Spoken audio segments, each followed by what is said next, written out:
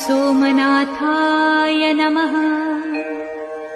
ॐ मल्लिकार्जुनाय नमः।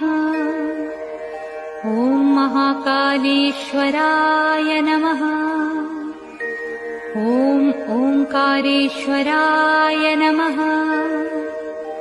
ॐ वैद्यनाथाय नमः।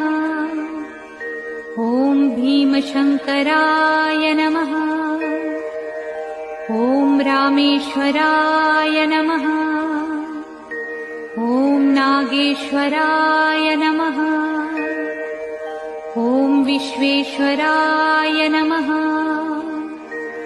ॐ त्र्यंबकेश्वराय नमः। ॐ केदारेश्वराय नमः। ॐ भुस्मेश्वराय नमः।